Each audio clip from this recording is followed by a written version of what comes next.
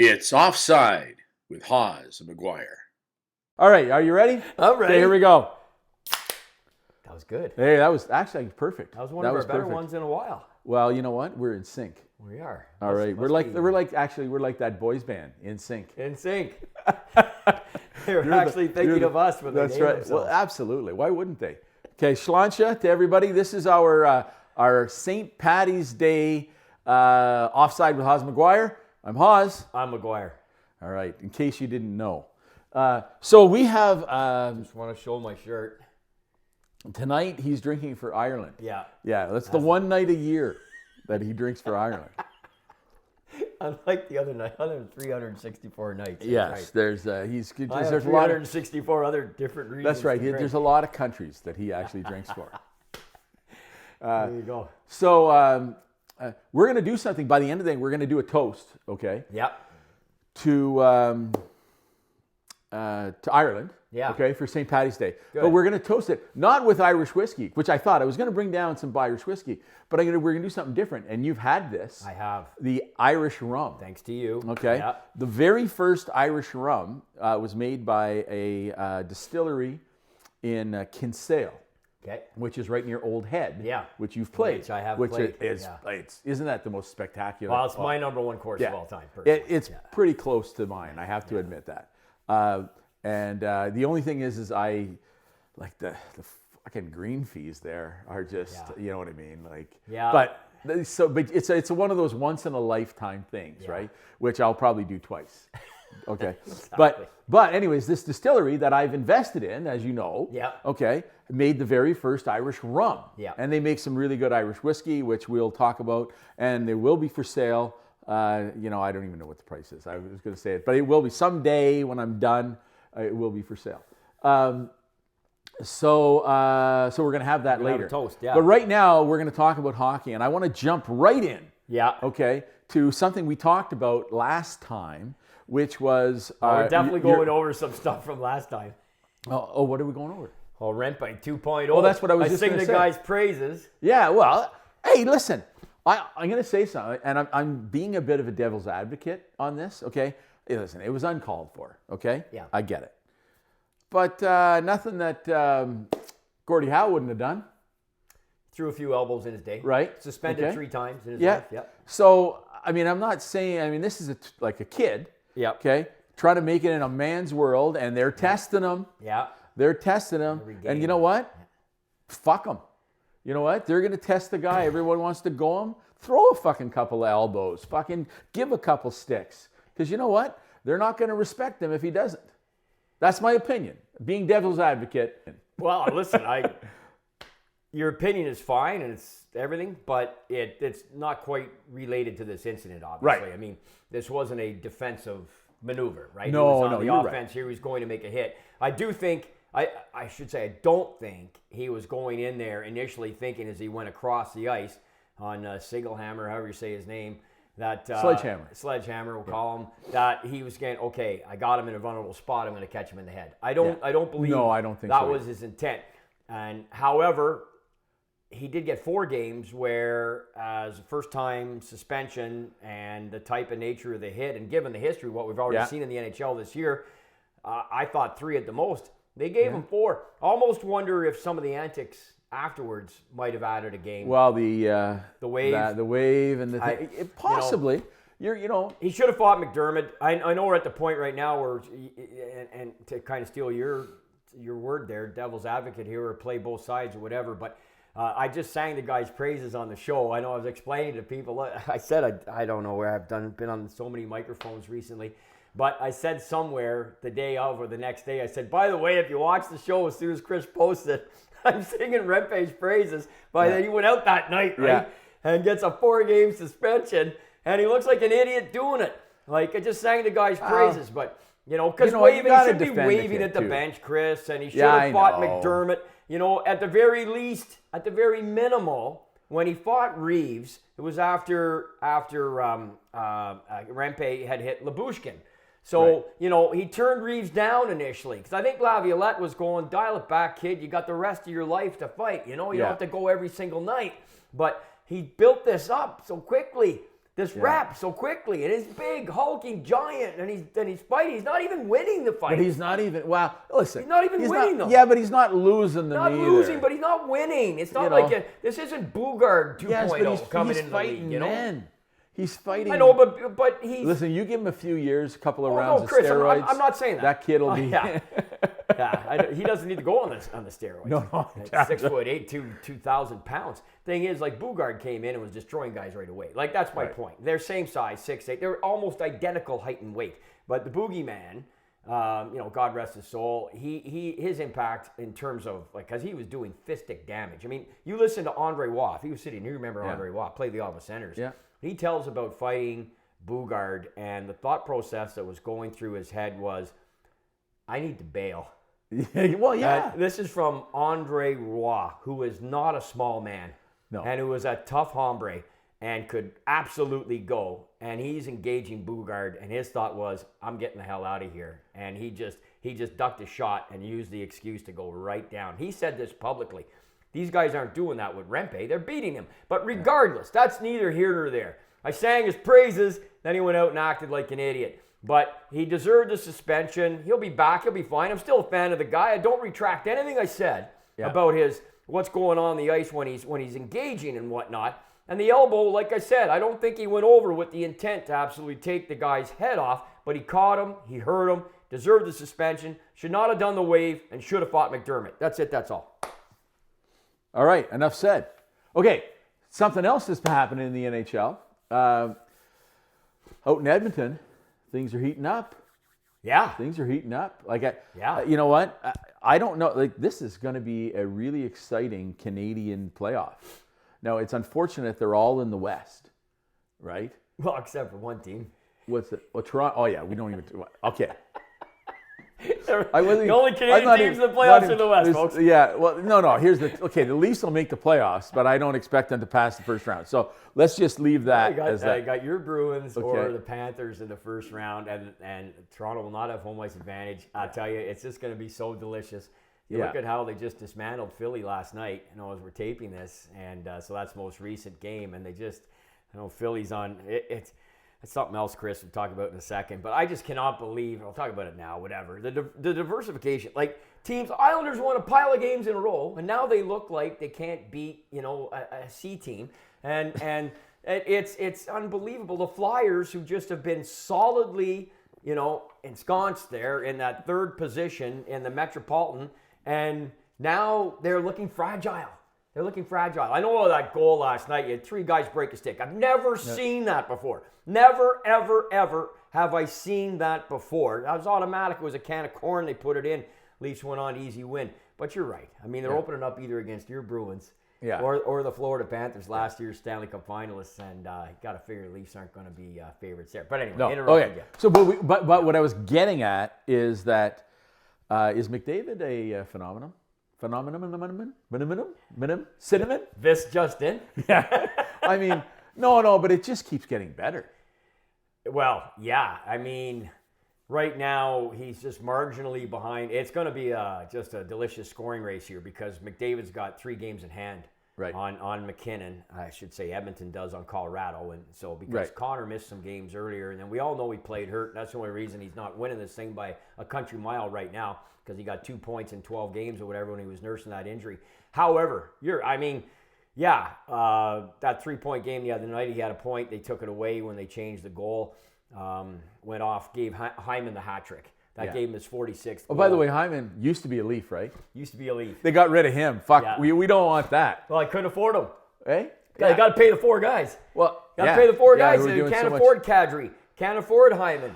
You got to ship these guys out because you can't afford them. And I know we don't want to regress or digress here too much, but I mean, there's no doubt about it. Dubas threw that money at those guys, anticipating at that time the cap was going to continue to rise 3, 4, 5 million, just to give him a little bit of bit of rope there. But at the end of the day, he still was throwing too much money at 4 guys, and they've paid a price ever since, and they probably will again this year. Yeah. I don't think there's any doubt about that. But But it's Hyman was a Leaf, baby, and he's going to score 50 this year. And he, you know what? He embodies the word assassin. He is a hockey assassin. You know what? He works hard every freaking shift. God, he never takes a shift off. And he's got the skills. Yeah. But he is, you know what? Like, he's one of those guys that makes a play happen. Yeah. Right? Yeah. Like, he's like the catalyst. That's what we should call him. That's his new nickname, the Catalyst. Yeah. What do you think? You like that? I do. Yeah? I do like that. We That's should a send great that in. description. Who do we send that in Christ, to? I know. Somebody. I don't know. Holy lift. You know. I wouldn't know where to send it. Send it to a bar in Edmonton. Tell them we'll be right along right after it. You know, I don't know, but I love him as a player. I love what's going on with the Oilers. I'm a huge fan of theirs. I'm a huge McDavid fan. And I just love what's going on there, largely because Skinner's playing well in net. But it makes a huge difference, right? Makes a huge difference. You don't win the cup without a goaltender. Thing is, Chris, it's just all moot, right? Because we just got to get through these next 6 weeks here and then start the chaos. And that first round is just going to be. I say this every year, of course, but I just can't wait for the first round. I mean, it's just going to be amazing. These matchups are going to be unbelievable. And we're still obviously a long way from solidifying who opponents are going to be, but it's just going to be amazing. Right now, Edmonton, I mean, they went on that 16-game win streak, which propelled them into a playoff position, which they have comfortably held on to. They lose a few, then they win 4 more. Now they've got games in hand on Vancouver that they're actually maybe, I mean, it was mentioned on the broadcast the other night. Maybe you saw it or heard it. I mean, they're talking about if we win these games in hand, we'd be 1 point back of Vancouver for first. Like, don't count us out. I mean, they're talking that way in Edmonton right now. So it's really, really exciting, and it's just they're fueled by, obviously, a dynamic duo. But just to your point, the catalyst, you should trademark that. I should. It become another thing there. And Hyman gets the hat trick the other night, and the hat's all. Thing is, the stupid thing they did was, because the goal didn't go to Hyman originally, it went to, I think, Bouchard from the point. And so it hit Hyman in the shin pad, which took them about 15 minutes to determine over the course of the game. So they announced it's a hat trick with the Oilers winning 6-2 or 7-2, whatever it was, with 1:42 to go in the game. Right. So 9,000 hats come flying down. That's stupid.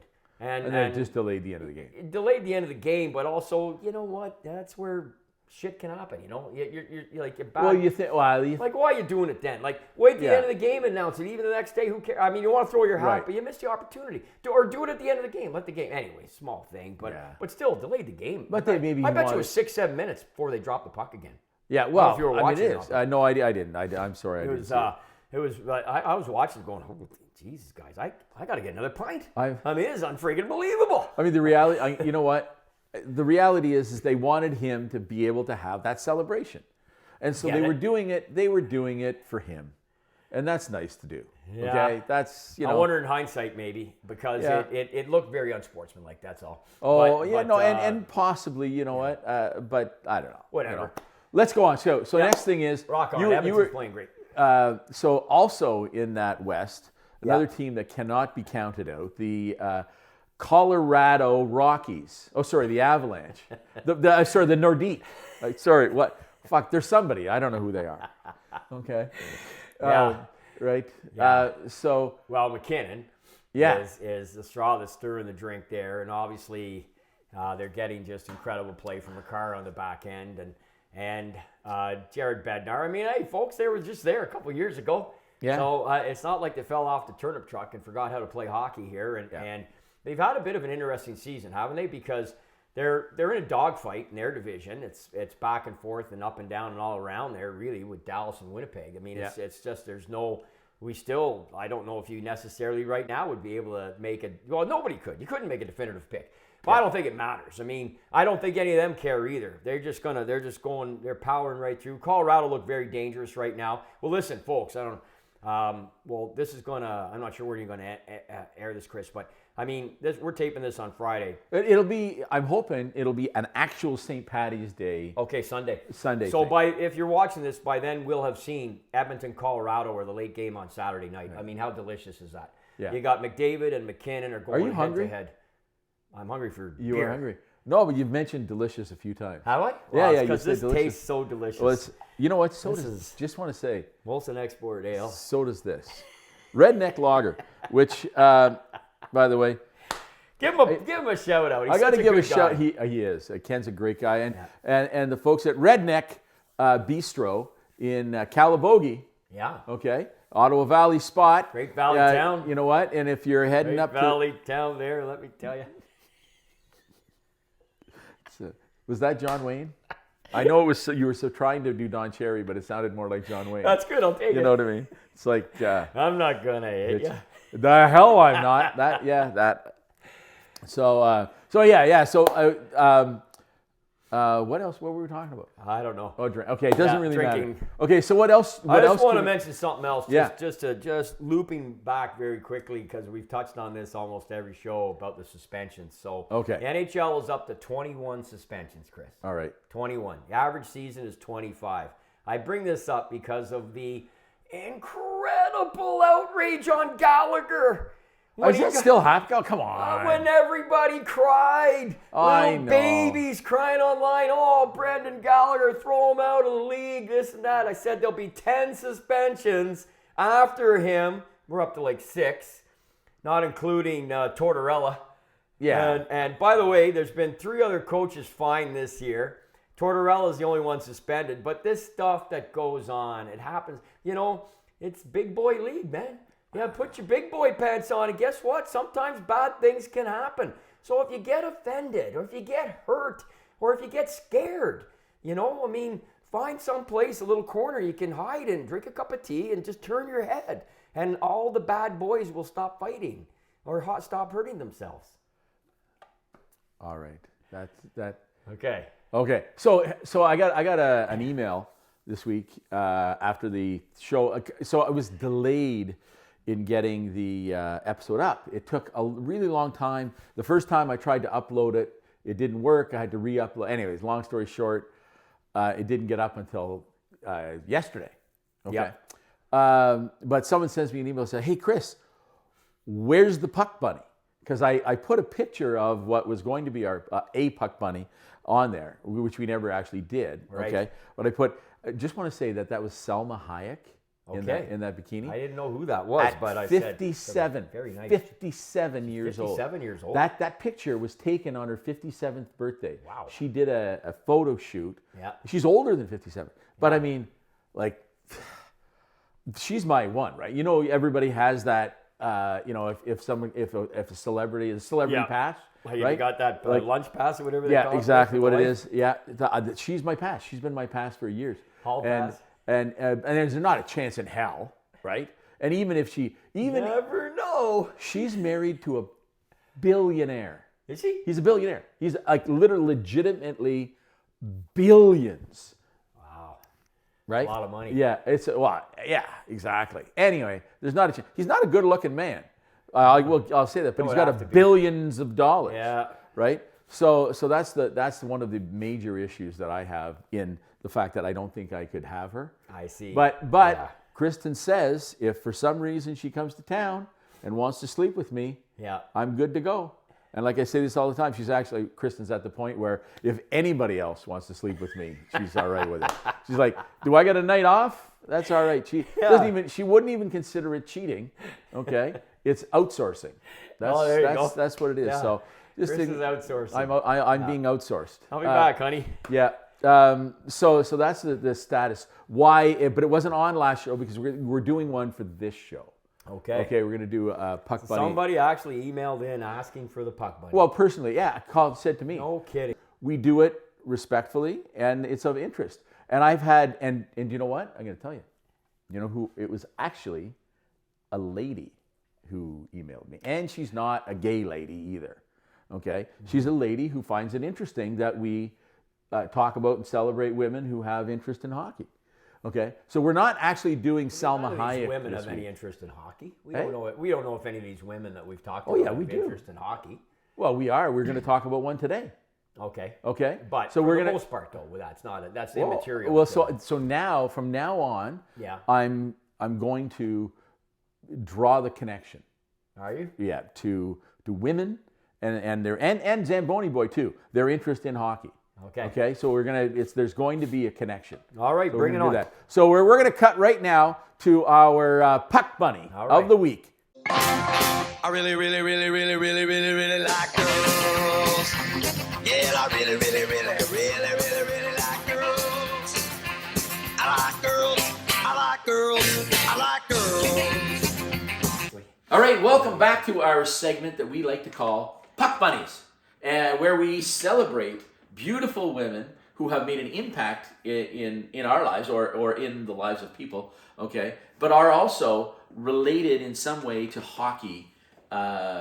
You know what I mean? At times. At times. Yeah. Right? Not always, but you know what I mean? Sometimes it's Yeah. just, women we want to celebrate. That's right. But today, okay, we're going to celebrate a true puck bunny. A true puck bunny, somebody Married a hockey player. Married a hockey player.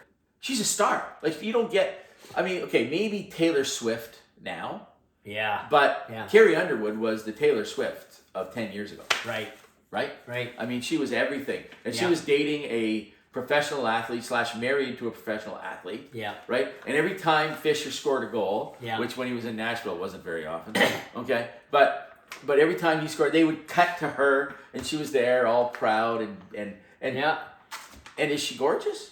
Just like Taylor Swift with Kelsey now. Is she not attractive? Yeah, she's beautiful. And I love the fact they're still using her on the Sunday Night Football intro on the NFL. She does the song oh my God, she's gorgeous. Marries a Peterborough boy there, good Peterborough kid there. Yeah. And Mike Fisher, it's awesome. And good on Brian Murray to facilitate that trade. You know what? That was Down very in kind of them to do. It was a huge disappointment for Ottawa, though. I think so. For both the Senators and the town. He was an immensely popular player. Oh, was he ever? Having her around, was... yeah. Well, and you know what? Just having her come to town every once in a while. Yeah. It gave the people of Ottawa something to like believe in and to strive. It was like, it's possible that Ottawa, the sleepy town of Ottawa, could have a mega star call it home.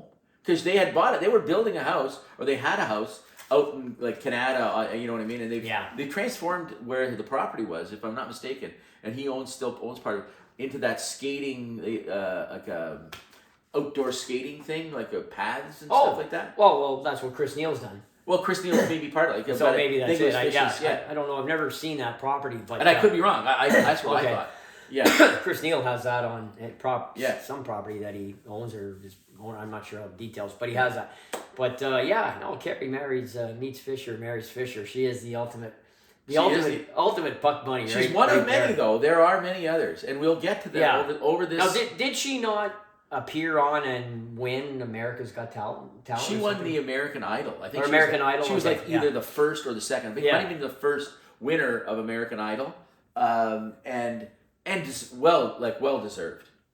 Absolutely well deserved. Yeah, I mean, not a show I watch religiously, but if you look at her success professionally, clearly, she's outstanding. So it would have been a legit winner. And you know what? And I know that you listen to things, and you know what? But here's the thing, and I this is gonna get kind of when you listen to a voice, and it resonates with your body.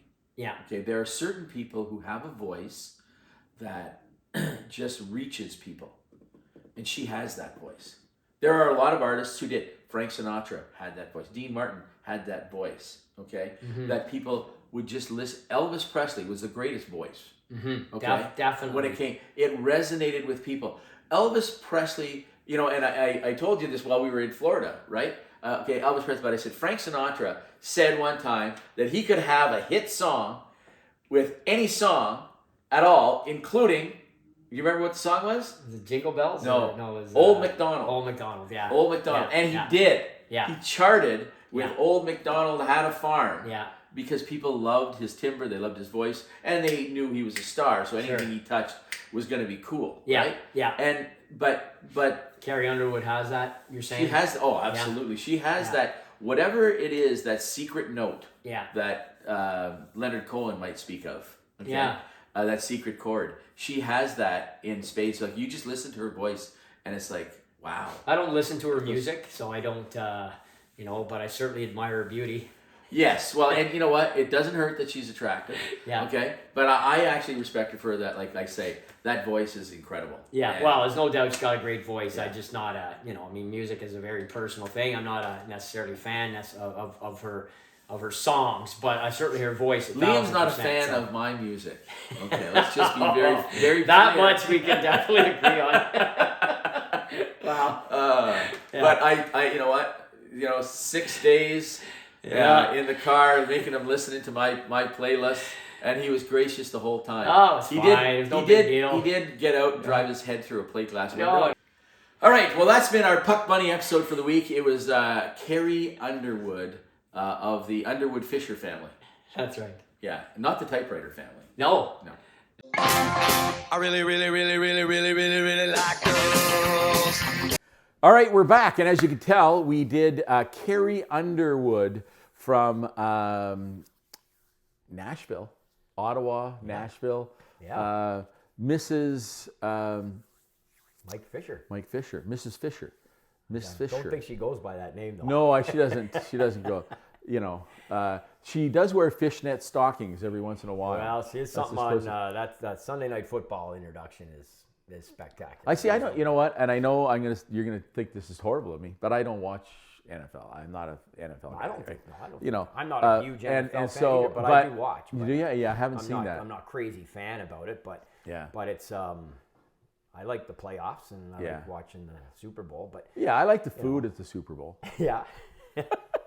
Lots of good dips. Tailgating is. You know what I mean? Yeah. So that is a whole different thing, right? Yeah. It's the experience. It's a show unto itself. Yeah, exactly. Yeah. So anyway, but now we're going to cut to our Zamboni boy. All right. He was a skater boy. She said, "See you later, boy." He wasn't good enough for her. Okay, welcome back. We are doing our Zamboni boy of the week. And you know what? I'm going to totally surprise you with who the Zamboni boy is. Can't wait. I'm gonna get you to turn around. Holy lifting. Okay, if you can. Okay, and look at the signed autograph picture. The littler one. That's Bob. Looks like Bob Hope. That's correct. Yeah. Our Zamboni boy of the week is Bob Hope. I love it. Okay, and I'm going to tell you why I chose Bob Hope, because the Academy Awards. A golf connection. There is a golf connection, but there's hockey connection too. Okay. There's a huge hockey connection. All right. So first of all, Bob Hope, the Academy Awards were just last week. Okay. Yeah. So Bob Hope hosted the Academy Awards. Irish actor. 19 times. Did he? 19 times. He's the person who has hosted the Academy Awards more than anybody else. Okay. That's the first thing. Second of all, never won an Academy Award himself. Okay. Like tons of movies, all that stuff. Never won an Academy Award because they traditionally didn't give Academy Awards and don't give Academy Awards to comedies.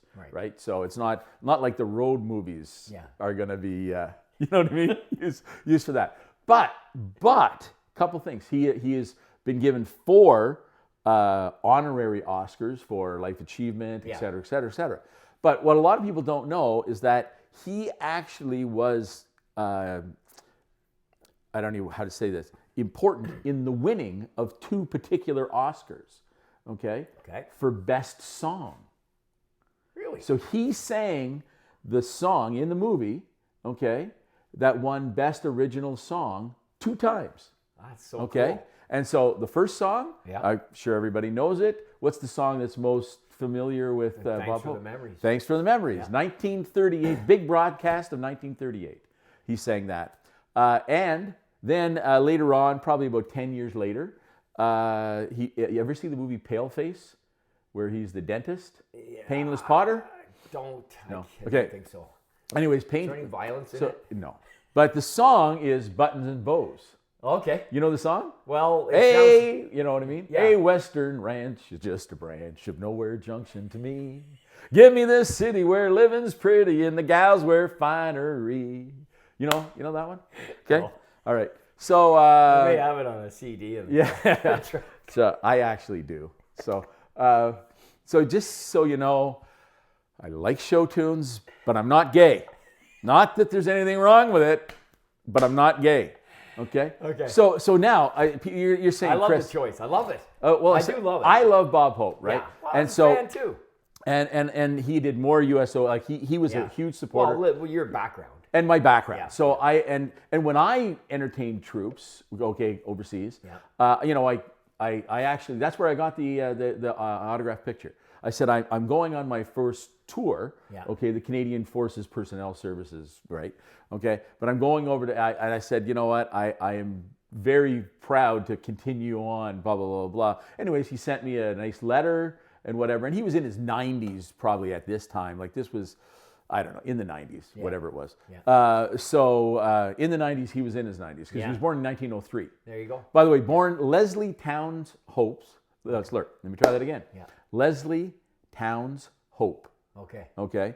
Changed his name to Bob. Yeah. Just so you know, because it was easier. He wanted it to be, a regular guy. Standard fare Yeah. in Hollywood.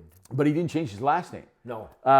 And so I want to tell you about some of the hockey connections. Yeah. So first of all, and I didn't know this, I am a huge Bob Hope fan, and I liked, first of all, total womanizer, right?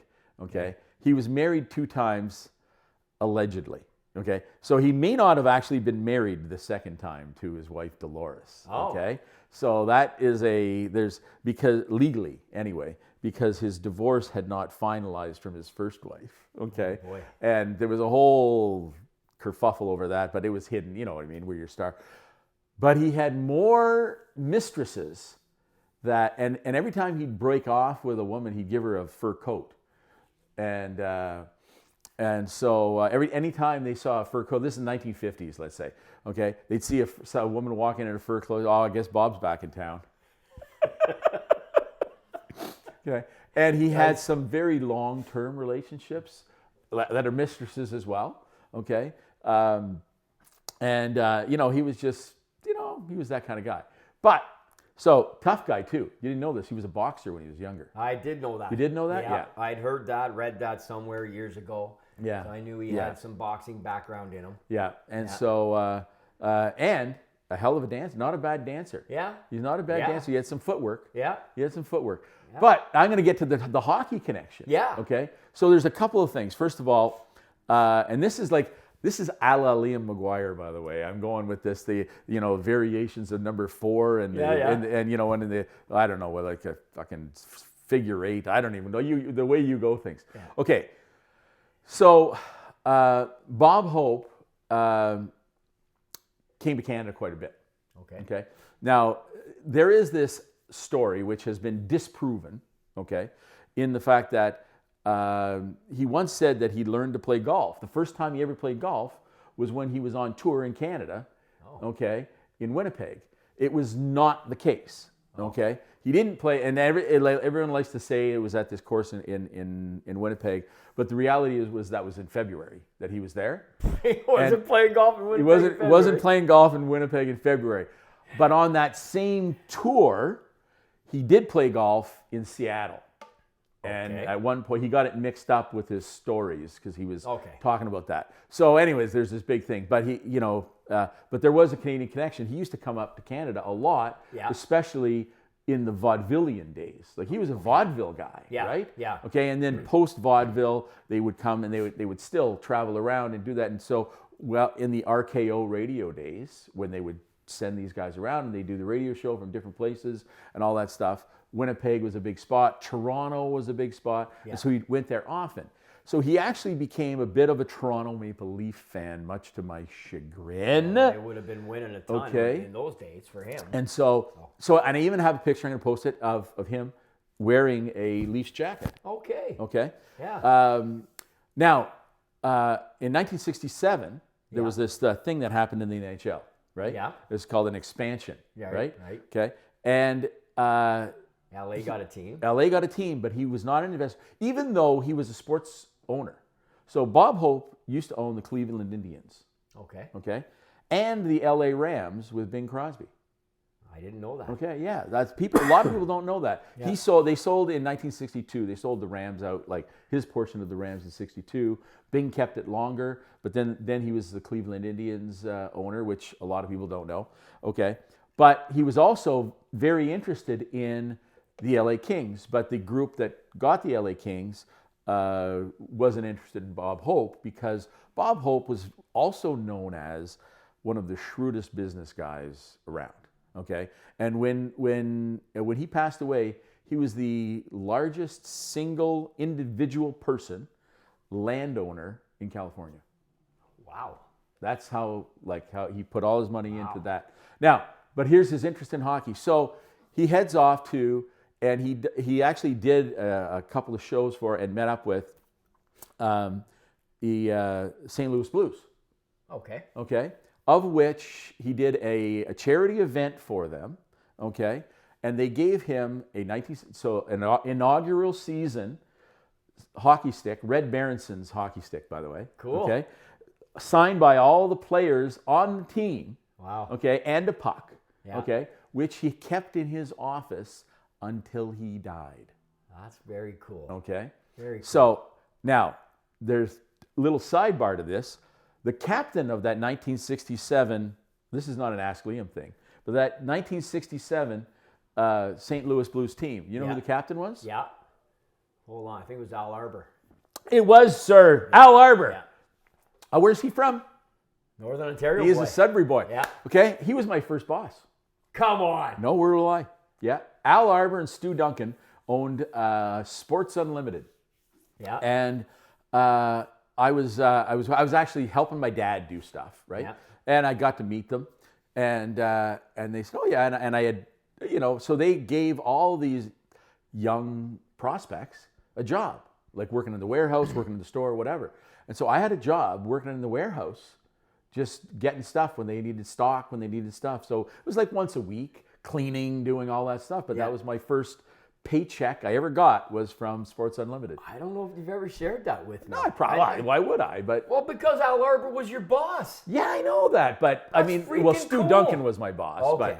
But Al Arbor was the he was the owner. He was an owner. He was the owner. He and Stu Duncan both owned it. Yeah. But yeah, I mean, it was pretty cool. Yeah. Yeah, it was pretty cool. I and so sadly, me and the other guys who were there, we would basically we would like literally, and it's a warehouse full of sticks.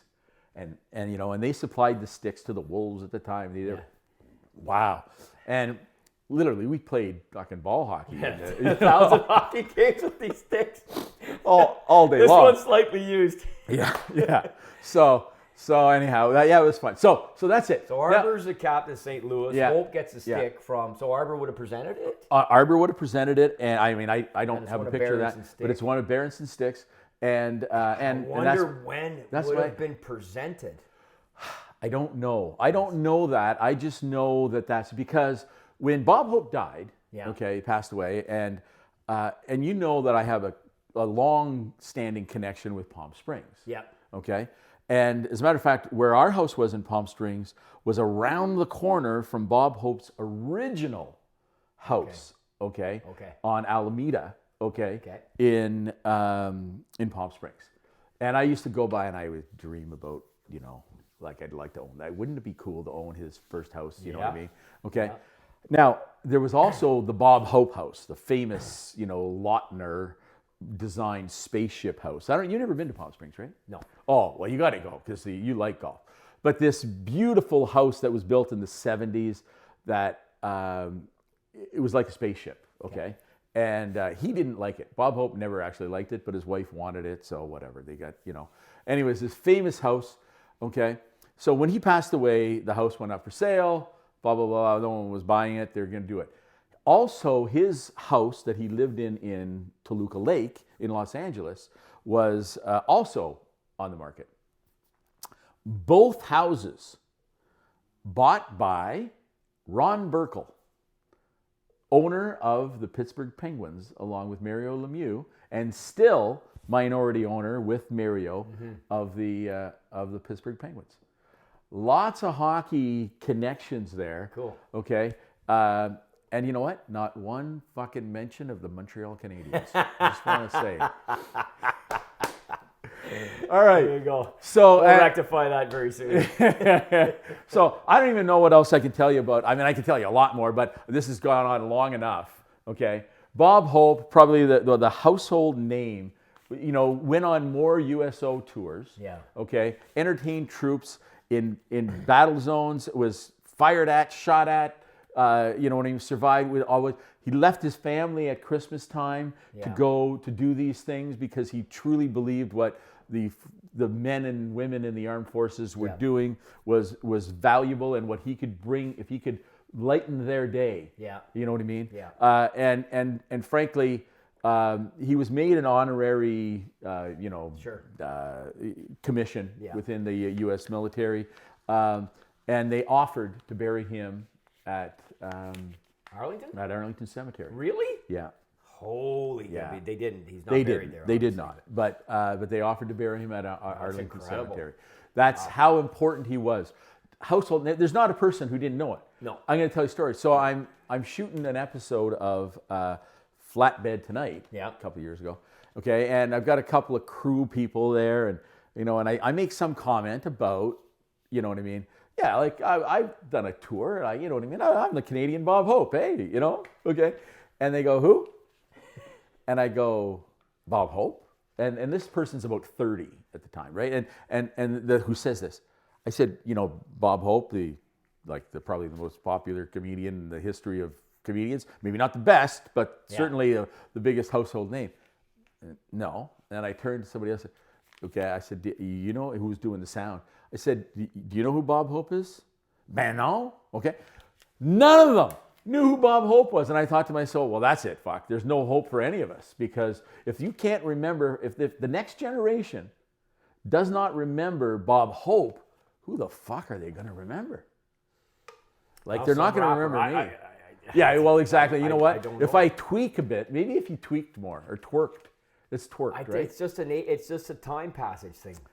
That's all it is, Chris. I know, but it's just, as somebody who I grew up, I watched those road movies, boy. We're off on the road to Morocco. This taxi is tough on the spine. I mean, I loved Bob and Bing. I loved like that whole thing, that era. I was born in the wrong time. I know that, there's for sure. But I mean, I was flabbergasted. But all that being said, you know what? He was a real guy. He was absolutely on top of the world, probably the greatest and most famous comedian ever. Yep. Okay? Yep. And so our Zamboni boy for the week. Love it. Leslie Towns Hope, Bob Hope. He was a skater boy. She said, see you later, boy. He wasn't good enough for her.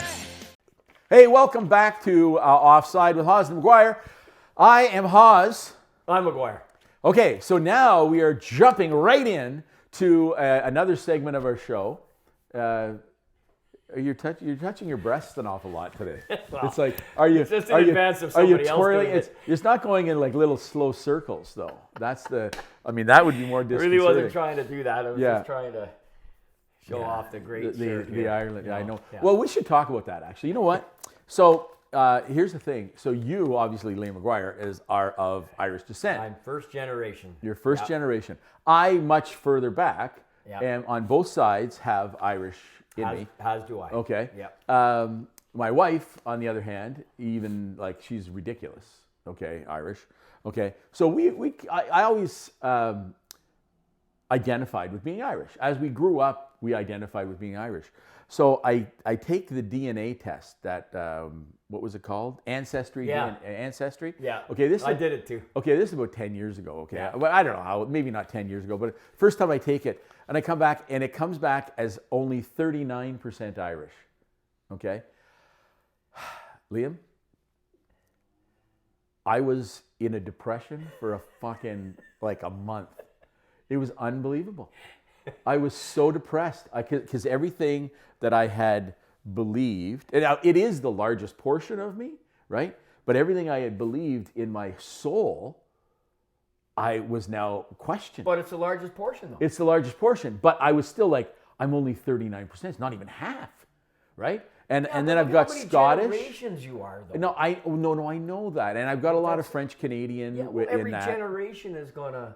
He's gonna what? Not my wife. My wife hasn't been watered down. She's 99% Irish. You can't get higher. There's Irish people who are living in Ireland don't. Like, she's got nothing. The only 1% that she has is, I believe, when St. Patrick fucked her great grandmother.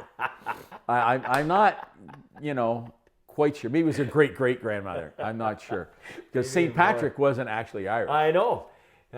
So, but anyway, all that being said is that it is Even higher percentages than mine. I thought mine well, was high. it's crazy, and I it's was in the 90s.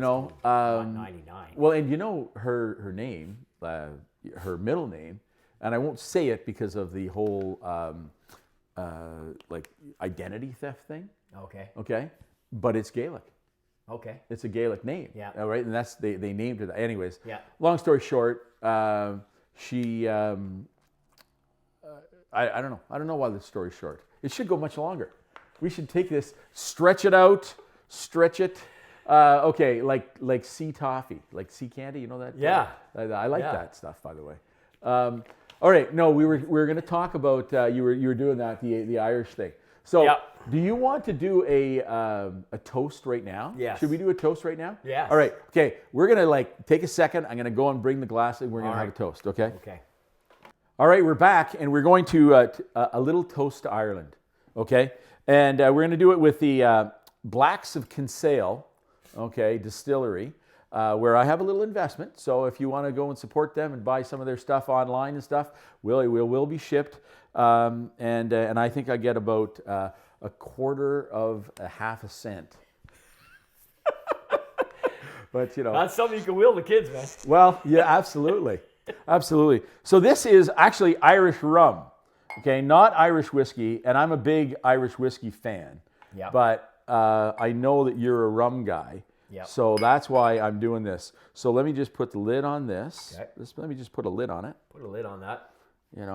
All right. It's you know what we need? We need a staff. We do. We do need a staff. I'd like to personally go through the process of hiring them. Yeah. You know what? They're not waitresses. So and they're not working at that spa where Duguay goes in New York. No. We're going to get them out of the bars there where they're working right Yes. now, and they're so damn broke they can't afford clothes. Well, this is the thing. All right. So do you have an Irish toast that you'd like to give? Well, no. You don't. I'm You're going to ill-prepared. toast my father. Yeah. Okay. Here, But- we're gonna but, fix your microphone too. Yeah. No, yeah. Okay. Okay. Stand So by. we're gonna do an Irish toast Yeah. to your dad. Is that what you're gonna do? Well, I am, but you should do one as well. You have enough Irish connections to. Well, yeah, but To have. I'd like to toast our trip. Okay. Which trip? The one you. Oh, and I we're are going to Ireland. Oh, yeah. Okay. So we'll toast that. Toast that, and We'll toast the trip my to Ireland. We'll late toast father, who was born and raised in Dublin. There you have it. I've been many times, and I'm looking forward to going back. Going to go a few days early, and myself and Dougie Hume, and we're going to hook up with my Maguire cousins. Yeah. We're That would be nice. few great nights with them, and then my dad's best friend was a man named Albert McFarlane from the north of Ireland, and his son John still lives there, and he's going to meet up with us too. Really? Yeah. Oh, so that's gonna, nice. He's going to come and see us at some point on our tour there when we hit the north, and he's a beauty guy. And where's he live? He's somewhere in the Belfast area. Oh, really? Yeah. Oh, jeez, yeah. We're going to see him at least once or twice. His name's John McFarlane. His dad was Albert, who was on the Northern Ireland amateur boxing team in 1947. Before he came to Canada, he was a diesel mechanic, and he ended up in Stoneham, Quebec. He met my mom and all her sisters, and her brother John had the family and everybody. My dad came along a few years later, and they hooked up. I mean, imagine two Irishmen come all the way across the ocean. They meet up. They become best friends. Now, how old would he be now, though? He's passed away too. Okay. He I think my dad was born in 1929. I think Albert was born in 27 or 28. He was a year or two older than Dad, I Okay. believe. So And John is his son. John's his son. Yeah. John's his son, and he's in his 50s. He'd be like probably toward the late 50s now. Okay. He's married. Been married a long time. Great family. Great guy. You're gonna love him. Well, he's you an know what? absolute beauty. But his sisters. As long as he's not a real cunt. And I say that because, you know what? Here's the thing. In Ireland, and especially in Northern Ireland, you can call a person a cunt in a loving way, right? It's not a word that we use here. but no. but but it's used all the time. Trust, you can't get offended by some of the things that people are going to say, right? Well, because I've they been say out things. and have pub hopped across that great country. I gotta say, I have never heard anybody use that Really? expression. No. Oh, But- you got to but, spend more time. Yeah. Well, I don't know. I mean, yeah, I guess I could go longer and drink more, but I don't know if that's possible. But I've never heard that expression. But Yeah. I've never. It's a very unique place if you've never been. Now, I know you've been many times, but it's a very unique country. Because even I was talking about it even as recently as last night, telling people about our upcoming trip. Okay. And some people there had been and gone. Guys had gone. Family, wives, or whatever, different trips, golf trips as well. And it's like a time machine. Once you get outside of Dublin's very cosmopolitan now. It's very touristy, and it's still a great city. And it was, I would say there's 1,000 songs you could play, 1,000 songs you could listen to. But Dublin in the rare old times is probably the one that has the most significant association to my father. Play some songs and stories, heroes of renown, all the passing tales and glories that once was Dublin town. Well, how old is that song? Is it not from that era? That's what I was getting at. Well, no, I actually don't know the entire origin of it, to be honest with you. But I don't believe it is, Chris. I think it's just post that era, really. Oh, okay. I think it's a little bit more about Dublin. Mostly, I could be totally wrong here, but I think it's largely predicated on sort of the era that my dad grew up in. Okay. I think, all right. which is 1930s Dublin. Right. 1930s, 1940s, 1950s Dublin. That was when Dublin was my dad's backyard, and every summer he would go to the town of Kilcullen. The parents couldn't wait to get the kids out of the house, and they'd scatter to different family places. My dad's cousins were the Nugents in Kilcullen. Kilcullen is still a small town, very small little town back then, as you can well imagine, in the 40s. And there was the River Liffey comes out, runs right through it, and there was a big forest. Now my dad would just go in there, spend the day in there. He'd hunt for rabbits, he'd fish, he had a dog, and he told us the story so many times. So many times. And finally, when I went there in 1994 on my honeymoon, I took Liz there, and we went to Kilcullen. We went up to the Nugent door, and we knocked on the door. Didn't even tell them we were coming. Just knocked on the door, and one of the Nugents opened and said, "Sure, you look just like your dad." And, and they recognized me as a Maguire. They wasn't quite sure of my name, and I explained what was going on. They brought me in. They took me out back and said, "There's where your dad used to run as a little boy." It's pretty cool. Oh, absolutely. It's pretty cool to see. Yeah. Pretty cool to see. We're thousands of miles away from the Cars Road where I grew up, had my youth. So I toast Dad, toast our trip, and toast everybody having a little bit of Irish, whether it be 39% or Kristen's 99% or my own 93%. Everybody's got a percentage of Irish in them on the 17th. So, and you know what? And we're hoping that a lot of women get a little bit of Irish in them as well. Here's to that. Sláinte. Up the Republic. Hoorah! Okay, we are back from having assaulted our liver. It's one of the benefits of having lost a lot of blood. You know what? Yeah. Apparently, you can get drunk fast. That's how guys they go to the Red Cross, they give blood, and then they go drinking. Yeah. So I had a couple of drinks the other night. Okay. And it works. Yeah. You've become a cheap drunk. I always was a cheap drunk, but that was just referring to me not wanting to pay for my drinks. I, on the other hand, seems to take an inordinate amount of time. All right. Not quite sure. Well, it's what it is. It's training. I am a training professional. You know what it is? It's like altitude training for athletes. Yeah. That's what you're doing. Okay, so what else we're going to talk about? You know what we're going to do? Okay, by the way, this is our St. Patrick's Day week version of This Week in Hockey History. Right.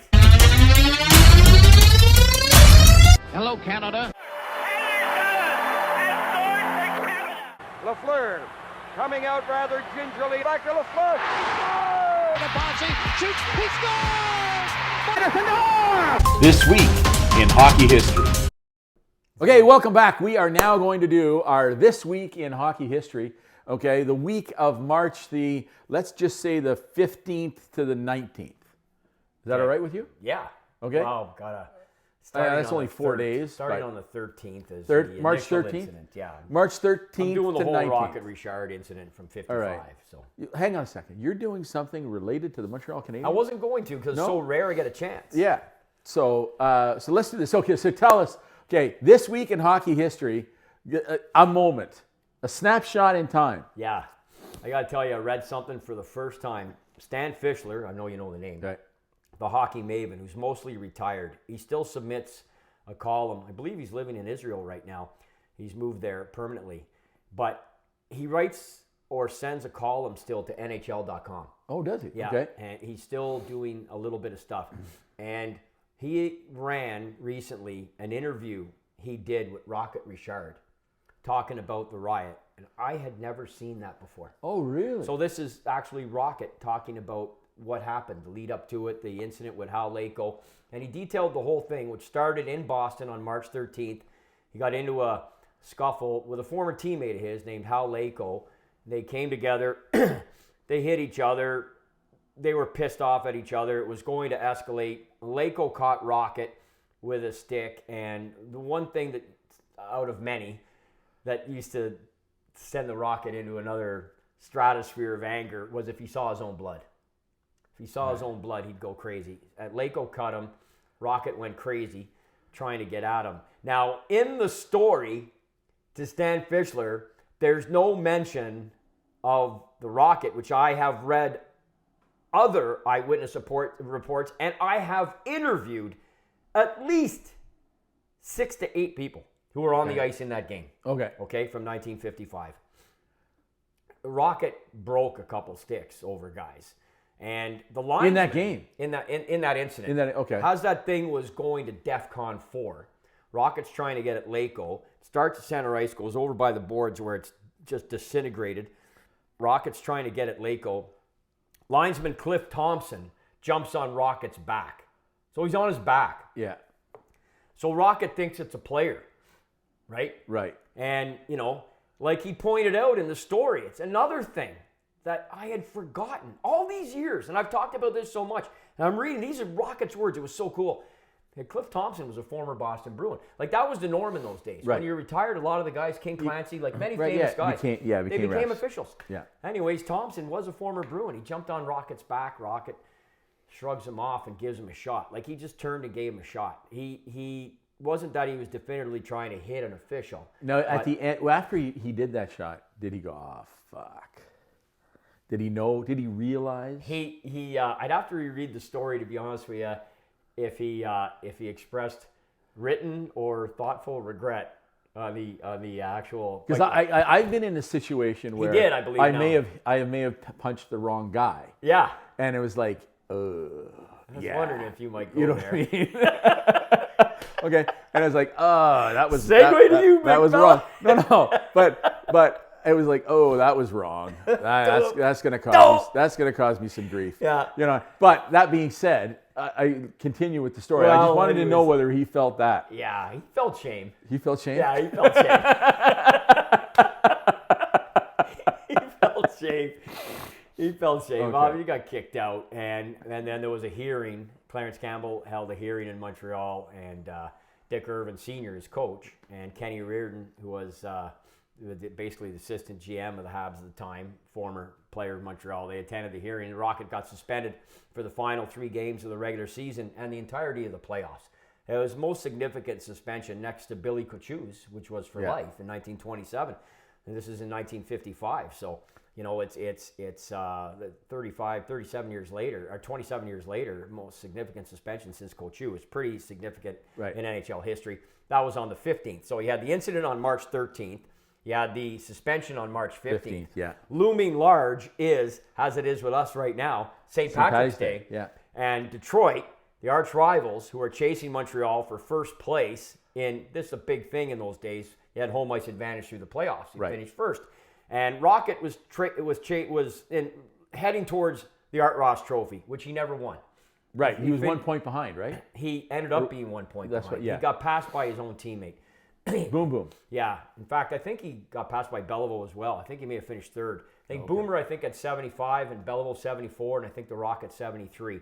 And anyways, he missed 3 games. I mean, he would have won. Right. You know, there's no doubt. He would have won the Art Ross. He never won it. I mean, the Art Ross didn't start till 48, but he didn't even lead the league in scoring prior to 48 when it wasn't the Art Ross Trophy. So it doesn't matter. He never led the league in scoring, and it was an opportunity to do so.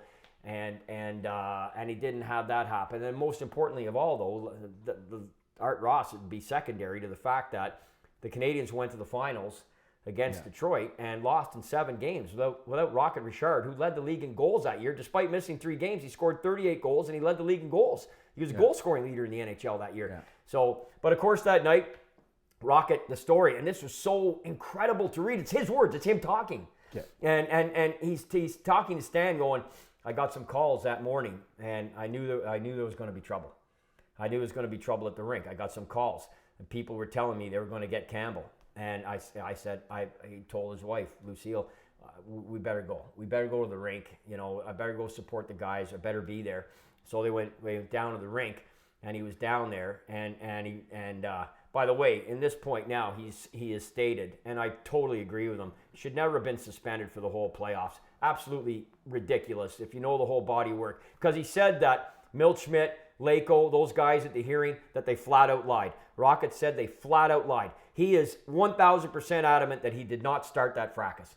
And they went and said that Rocket 1,000% started. Of course, no video. Right. Right? There's no video. So it's a he said, she said. Right. And Campbell sides with the Bruins. Because, well, where's the carnage? The carnage is you hit an official. There's no denying that. He knows he was wrong.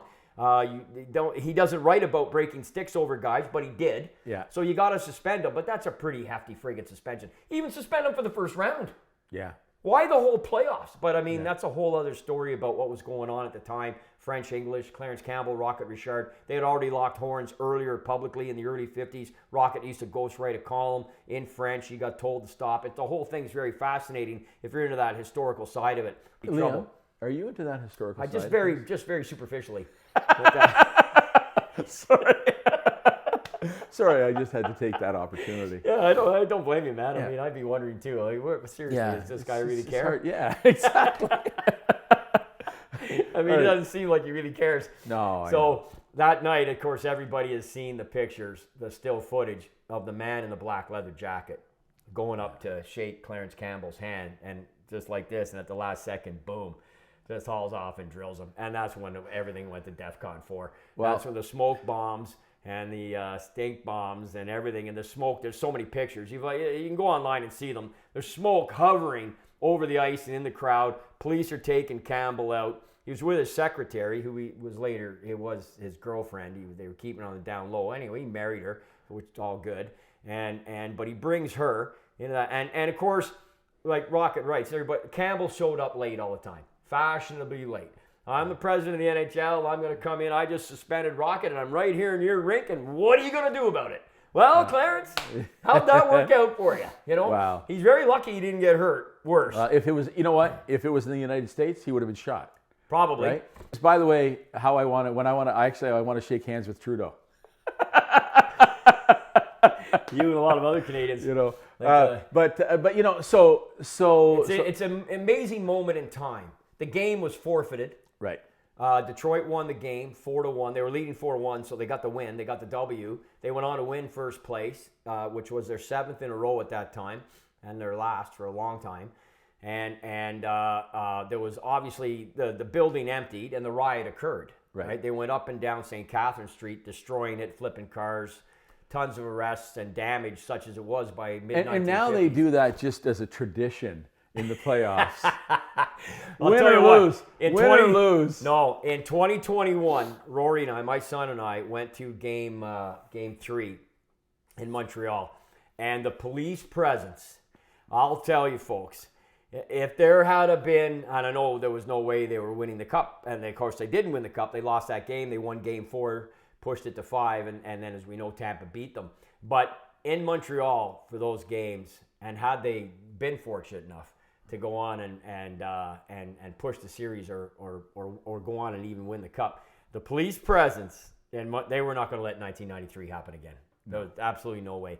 Or, God forbid, what happened in Vancouver, which was 10 times worse than Montreal's. Yeah, but Vancouver, the difference is that Vancouver was a lot of not hockey people. Yeah. They were just people wanting to fucking rabble. Well, I think there was some of that in Montreal too, let's be honest. Maybe, yeah. It wasn't people coming out that on a Saturday night were cheering the Habs and then say, let's go cause 10 grand worth of destruction, just myself personally, just because you were drunk. It was an element that were fans either that caused most of the damage and most of the stuff, as it was in Vancouver. But the scope of it was significantly worse, I think, in Vancouver than it was in Montreal. And it was bad. No, Montreal. it was. The Vancouver one was.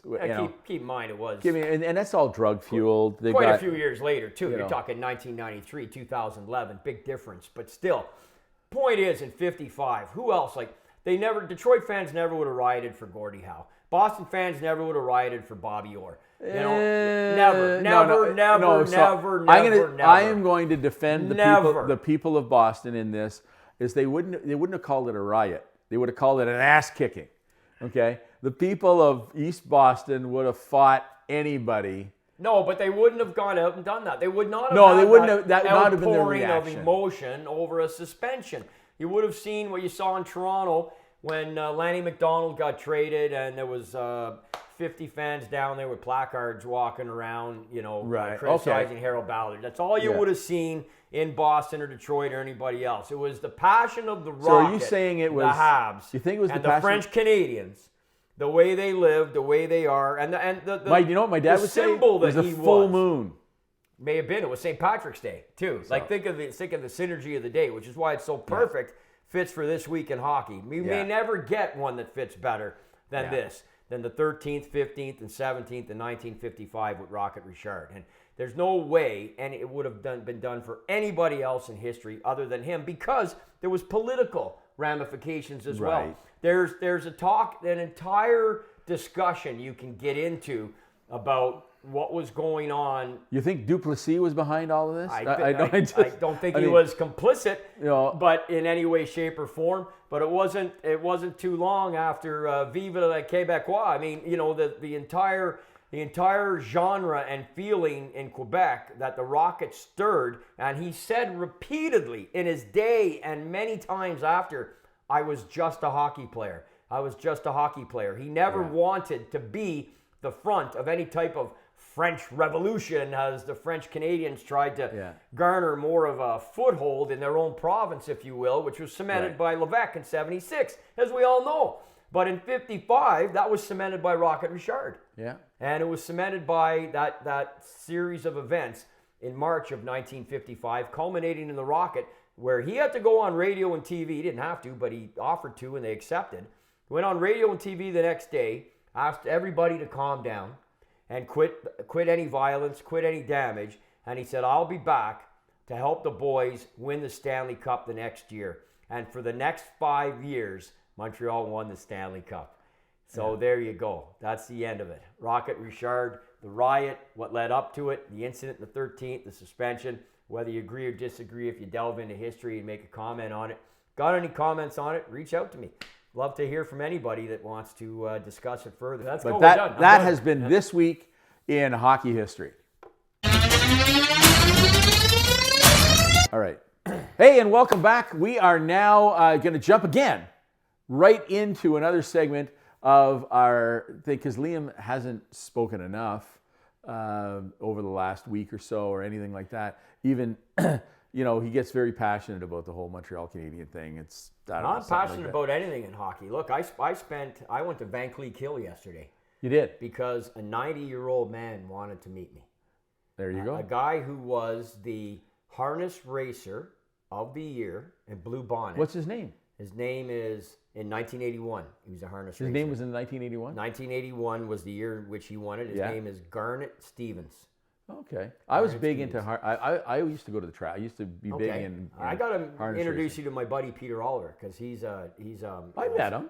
Yeah, you've met Ollie. Yeah. Yeah. Well, he's a standard bred fanatic. Like. Oh, really? I didn't but know that. I met this guy yesterday who Vankleigh Kill, born and raised. Okay. And we picked him up, my buddy Jeff and his friend Dave. I drove to Embrum, got in with them. We drove to Vankleigh Kill. We picked up Garney. He's 90, looks 70, drank like he's 50. And I mean, we're into the pints and the Fireball in like 10 minutes. And we go to this, to their buddy Wayne's place, who played for the Hamilton Tiger Cats in the 1980s, really? A good friend of theirs, on Aberdeen Road, South Vankleigh Kill. Like, it just could not have been more rural. This beautiful old farmhouse. And the five of us are in there sitting around a kitchen table, hammering back the pints, talking sports from back in the day. Oh, it was so much fun. And this guy's 90 and he wanted to meet me. I'm going, you kidding me? I'm thrilled to meet you, man. And so a lot of stuff came up. Not the question we're about to talk about, because this just happened. I got sent that question just a couple days ago because Connor Brown scored his first goal of the year. But the conversations I was having with these guys, especially Garney, because the stuff, imagine what he's seen. Because he's an avid sports fan. And as I was telling you, this guy was a hell of a driver. He's a hell of a driver. Like Sulky rider. Sulky rider. Is that formally how you say it? Well, driver. It's a driver, but it's driving a sulky. I want to say, I think he said he had the most success with a horse. I think he said it was called Matchsticks. I'd have to look it up. But he's got a trophy, and he was almost sheepish showing it to us. 1981 Blue Bonnet Driver of the Year. Like, that's pretty freaking good, man. Yeah, it's pretty good. Like Waples and those guys were racing at the time. Like I mean, anybody who would be who's into it. I'm not like my buddy Ollie would know all those guys, but I guess sounds like you do some of them too. Anyways, what a just a fabulous experience it was. And a couple days ago, Chris, Connor Brown scored. Yeah, so let's lead us to the question. Yeah. So the question is, a couple of days ago, Connor Brown scored. Yeah. His first goal of the season. His first goal of the season. Yeah. Now, has there been any player, who has played the whole season, and not scored a goal, right? Other than Brad Marsh? Yeah. Well, that's the thing. Were you going to say Brad Marsh? I wasn't. But the way that the description on the question, as it was phrased to me, the person who asked me wasn't trying to stump me. They didn't know, and they said, Liam, has there ever, and they phrased it just like you did. And I said, oh, yeah, there's been tons. But what you want to ask is, the way you want to ask it is, has there ever been a forward, to go a full season without scoring? And there has. It's unfreaking believable. Like, minimum 70-game season. And this is only 12, 13 years ago. Who's that? Craig Adams. Really? Craig Adams, who's a 2-time Stanley Cup winner, went 82 games and didn't score. In 2010. It's unbelievable. Really? Carolina. That's crazy. It is crazy. Or now, 2009, I guess it was. Now let's just say, though. It was 09. Defensive specialist. Yeah, for sure. Right? And remember, everyone here in Ottawa is going to say, hey, what about Bill McCall? Because remember, he was taking his sticks and putting them in the toilet. He was trying to then flushing it. Flush the garbage off of it so I could score. He went 70 games here in Ottawa and never scored. 70 games. Bill McCall. I believe it was 70. He didn't score. He was doing all those things. It was a big story at the time. And Craig Adams surpassed that. There's been many, many, many, many defensemen that have played a season and not scored. Quite a few. But Craig Adams was a right winger. And he didn't score I believe he had 10 assists that season. But he's a 2-time Cup winner, very effective hockey player. Just goes to speak, like, you see Connor Brown. By the way, if anybody saw the highlight, how do you not? If that can't get you some passion watching the sport, he scores in Edmonton. It was the 7th goal of the game, right? He didn't even score it. Bounced off him, right? Nice pass by Evander Kane, front of the net, boom, off his shin pad, and he gets his first goal of the year after 55 games. 55 games. Gets a standing ovation. Crowd goes nuts. Everybody knows. Yeah. Like, they were aware. Everybody knows. Nobody really had been shitting on him. Largely the point you made at the start of the show, Edmonton's been playing pretty good, right? So it's any deficiencies or people who are really behind haven't really been singled out or whatever. When they had a few speed bumps, maybe they go back on the goaltender or they criticize the defense again. But Connor and Leon have been on fire again, so it's all good. And Hyman, as you touched on, But Brown, who's a former scoring champion in the OHL, Chris. That's right. You know, like the guy can put the puck in the net. But the thing is, he hadn't scored in 2 calendar years. Last time he got a goal, he was playing for the Ottawa Senators. That's right.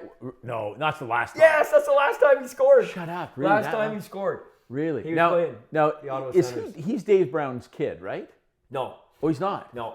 Well, who's No. Dave Brown? I thought Dave Brown doesn't have a son. he doesn't have a kid? No. Does he have a daughter playing I don't know. Dave may have children Does playing he have a somewhere. girlfriend? I don't know. No, I thought he did. So who's Connor Brown was not related to I don't believe his dad was not in the NHL. has any hockey Oh, relatives. okay. For some reason, I aware of. thought that he was Dave Brown's kid. But No, no. okay. All right. Then never mind. Then I was going to say something. Well, you know what? All good. That is good. That was our episode of not an episode, our segment.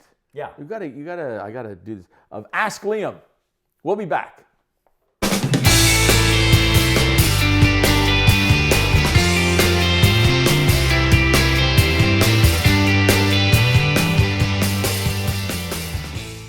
Okay, welcome back. This is the end of we're closing out the show. This is our St. Paddy's Day special day. And we're going to close out the show with a little ditty, not about Jack and Diane, but a little ditty, a little Irish ditty. But because we're Canadian, we're going to do the Canadian type of thing. I like okay? it. I like all right? it. Yeah. All right, so you're going to come with me? No. No. No. I don't know the words. You don't? No. All right, it goes, oh, the night that Paddy Murphy died is a night I'll never forget. Some of the boys got loaded drunk and they ain't got sober yet. As long as the bottle was passed around, every man was feeling gay. O'Leary brought the bagpipes, some music for to play. Well, that's how they showed their respect for Paddy Murphy. Yee-hoo! That's how they showed their honor and their pride. They said it was a sinner's shame and they winked at one another. And every drink in the place was full the night Pat Murphy died. Oh, Mrs. Murphy sat in the corner pouring out her grief. And then I'm going to end it there. Hey, man, awesome, Chris.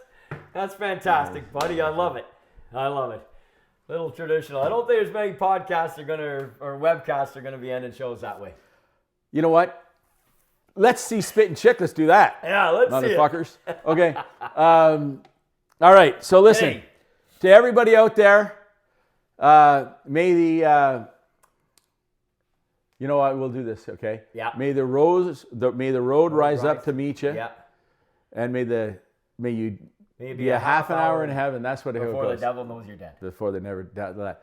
Jesus Christ, I'm slurring my words. Slurring your words and you. Yes, yeah, I only had a little bit. You've had the blood thinners and you've had a shot of rum. You've had a pint, and this tastes like another. Yes. Anyways, thanks for watching. This has been Offside with Hawes Maguire. I'm Hawes. I'm Maguire. G'day.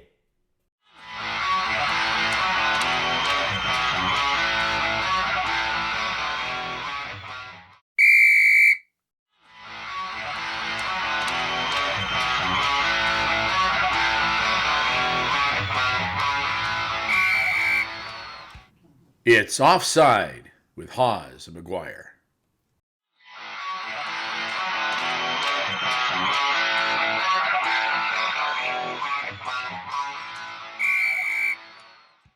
It's Offside with Hawes Maguire.